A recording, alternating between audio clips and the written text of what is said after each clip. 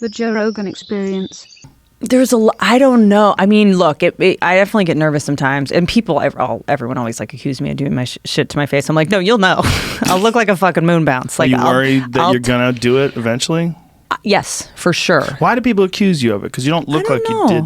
Thank you. You have a very thin nose, though. People would worry that you did your nose. It's wild because you'd think I got my nose done, but my nostrils are crooked. I went to a doctor in Beverly Hills because I had sinus problems for the longest time, and he actually said, you know, you have a septic, what is it, deviated septum? He's like, you have a deviated septum. And I was like, what do you do? Like, he was like, we can get a nose job. Yeah, totally.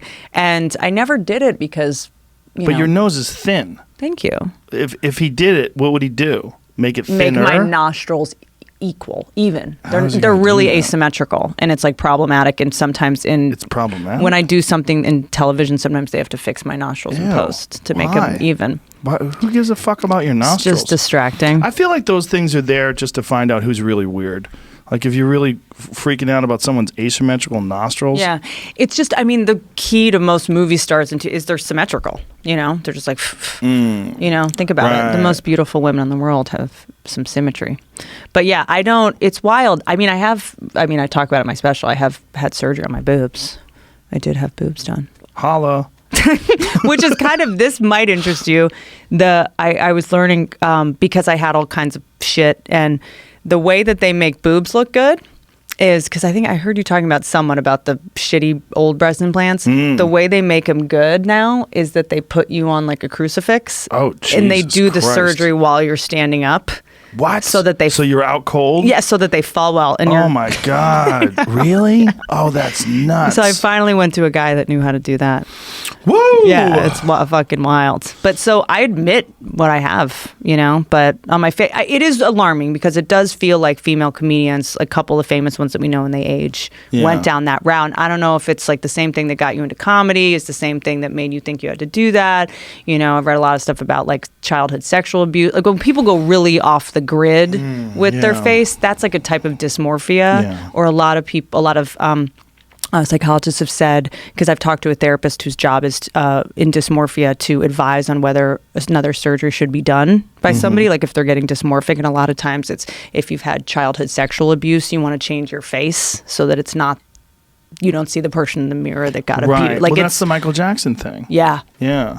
It's like a childhood trauma thing.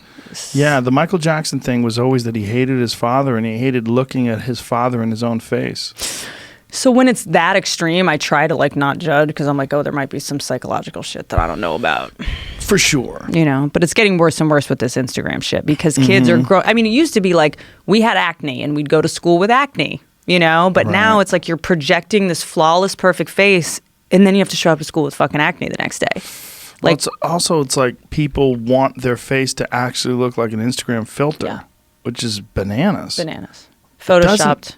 It doesn't, but again, it's a test to see who's fucked up. Like, who wants that? Not girl. Who wants that as far as guy? Like, what guy wants that?